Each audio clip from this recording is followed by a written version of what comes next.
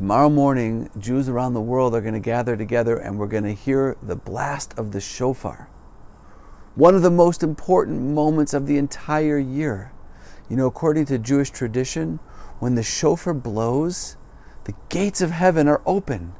That's right, the gates of heaven are open, and you can pray for anything at all that you want. So that's an incredible moment. Now, I'm telling you that now because you still have 24 hours to think about what do you want to pray for when the gates of heaven are open. What do you want to pray for? What are the most important things to you? What are the things that you yearn for the deepest in your life? For yourself, for other people, for your family, for your friends, for the world, for the entire universe. What are those things that matter the most? So I want to encourage everybody to spend a little bit of time between now and tomorrow morning when that shofar blasts for the first time and really think about what are those things. One of the things that I encourage people to do, and some people have done this actually, is to spend a little bit of time and make some bullet points. It doesn't have to be anything elaborate, but write down the things that you want people to say about you at your funeral. Because that's an exercise that will focus you on what are the most important values to you. What really matters the most to you in your life. When you figure out what those things are, and you write them down on a piece of paper, bring that piece of paper with you on Rosh Hashanah, and when the shofar blasts, pray for those things. Hashem, let me be the type of person who is slow to anger, who is kind and generous with his time, who focuses on the people in his life. Whatever it is that is most important to you, bring those thoughts and those ideas with you when you come to hear the shofar blow. You know, an analogy was given that trudging through life in the darkness and the confusion of life is very difficult. It's sort of like a person who has to navigate his way all the way across a very dark field in the middle of the night, pitch black. He can't see where he's going. He has no idea. And there are pitfalls, and there are holes, and there are dangerous areas, and he can't see anything.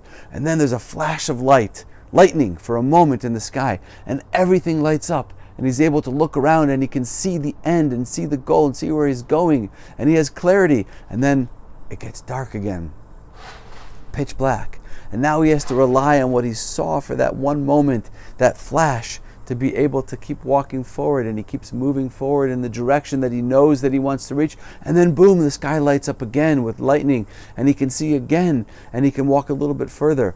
The shofar blowing is like that moment of the year. It's that moment of total clarity. It's that moment where we truly can understand who we are, who we want to be, what role we want to play this year and the year to come.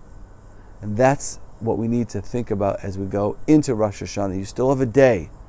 If you haven't prepared, if you haven't used Elul for preparation, that's okay. You still have one day left, and it can be a powerful day to spend some time alone and to think about what are the most important things that I want to pray for when I hear that shofar. And don't forget the very famous Jewish concept that whoever prays for somebody else, their prayer is answered first.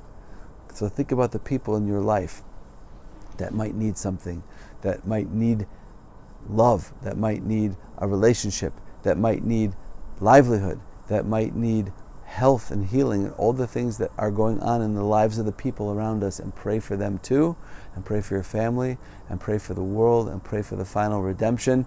And please God, may this year be a year for all of us, for the entire L'Chaim Center family, our whole community, the entire Jewish people, the whole world, a year of peace, a year of health, a year of joy and celebration, a year of nachas from our family and from our children, and a year that we can all grow together and celebrate together. Please God, may this be a year of redemption for us on an individual level and for the entire world. Wishing you all a wonderful Shana Tova. Greetings and blessings from Yerushalayim, Yer HaKodesh.